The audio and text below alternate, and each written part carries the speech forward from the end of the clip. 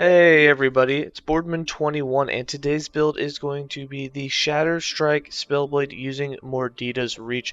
We're going to be stacking a lot of Frostbite, doing a lot of elemental damage over time with that cold damage.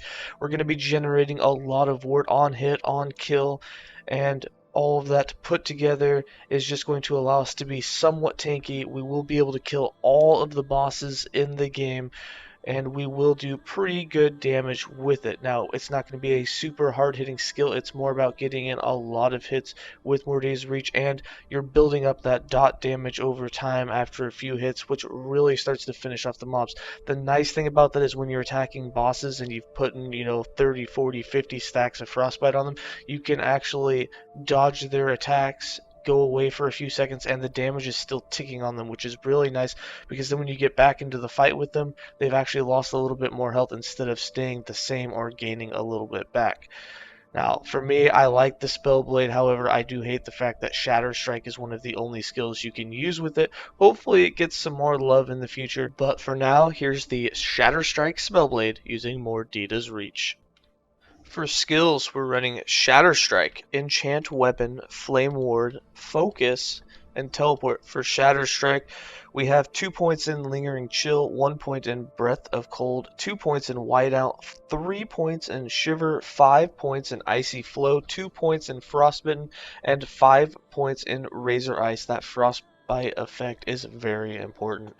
For Enchant Weapon, we have 5 points in Celerity, 5 points in Shivering Blade, 1 point in Frozen Sparks, 4 points in Concentration, and 5 points in Frost Brand. For Flame Ward, we have this set up completely defensively with 5 points in Stalwart Defense, 5 points in Barrier, 2 points in Shrewd Shielding, and 5 points in Metal Aegis, with 3 points in Dilation. For Focus, this is just to get your mana back as fast as possible and get a little bit of haste out of it.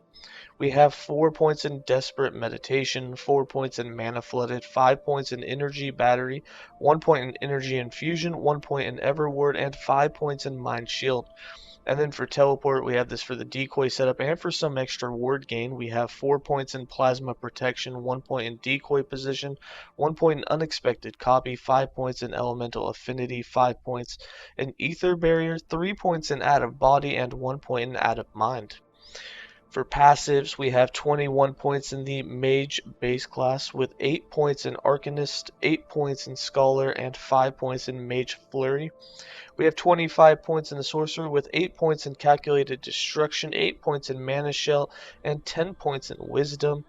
And then for the Spellblade, our Master class with 67 points, we have 5 points in Arcane Warden, 8 points in Infused Weapon, 8 points in Elemental Affinity, 5 points in Latent Infusion, 4 points in Spellbound Weapon, 8 points in Prismatic Blade, 1 point in Shiver Armor, 15 points in Triple Strike, 5 points in Mind Slayer, 5 points in Mind Blade, and 5 points in Mind Flame.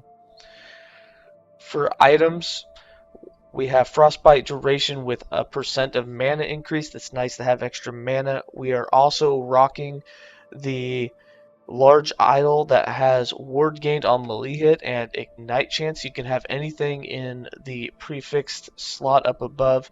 We just happen to have some with ignite from when we were doing our Eye of Rain ignite conversion. And the ward on hit is very useful. Now there are other idols that you can use such as Frostbite Effect or Frostbite Duration or more mana. However, the ward gained on melee hit is really going to help with your survivability. Now we are running one unique, and that is Mordita's Reach, which is going to let you leech cold damage. It's going to give you a bunch of strength, and it's going to give you 500% chance to inflict frostbite on melee hit. It also gives you plus 26 melee cold damage. That also is given to your minions, so expect a build with that sometime in the future. And then for our gear, we have chance to apply Frostbite on hit with cold skills. We have Frostbite Effect. We have Frostbite Effect on the helm. Increase cold damage over time. Dex and Int are going to be your best bets, as with Dex being better than Int. For our amulet, we have increased elemental damage over time, increased cold damage, dodge rating, and mana.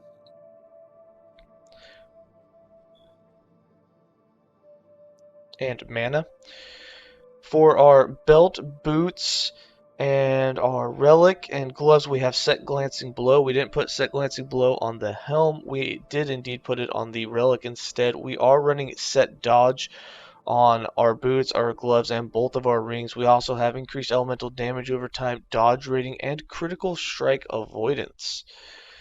For our character sheet, you can see that we have no protections. We do have a little bit of armor, but we're sitting at 71% dodge. We have our 100% glancing blow, and we did manage to get over 100% critical strike avoidance, and that's super useful. In fact, we have way too much, so you can actually take some of it off on gear. What we ended up doing was getting a blessing that gave us another 50%, so we're well above the 100% that you need. We could actually change a couple of our items around now if we wanted and use something else in that suffix slot, like increased health or more dodge if we didn't put dodge on the item. And that's it. I'm going to go ahead and give you guys some more gameplay.